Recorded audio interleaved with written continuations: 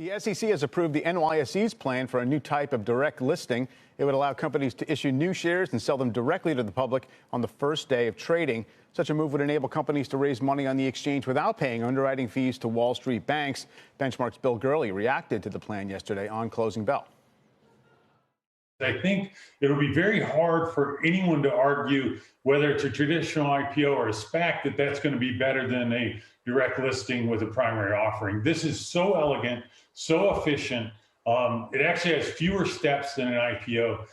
It's wonderful. I do think every single company will move this route.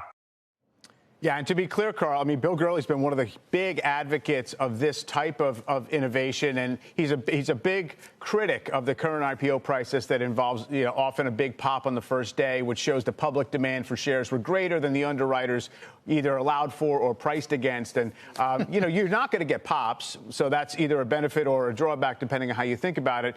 But the idea that somehow every company is therefore not going to look for an underwritten offering through investment bankers and is just going to say, I'll take whatever trading range, I get on the first trade with no lockup. So it's interesting. I mean, because some of the direct listings without a capital raise, as you know, Carl, have, it's been a mixed record, at least in their way they've traded initially, such as Slack and Spotify.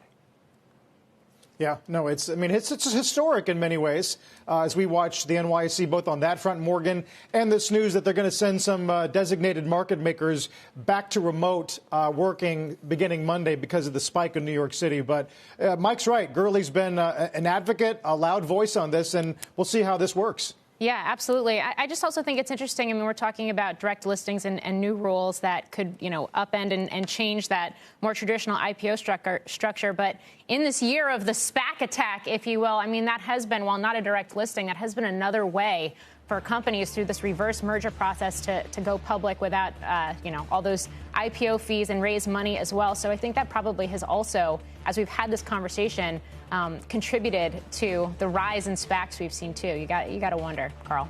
Oh, my gosh. Yeah. 8 SPACs filed for IPOs in the past 24 hours. That's it? And 12 SPACs in the 24 hours before that, as Axios points out today. Shepard Smith here. Thanks for watching CNBC on YouTube.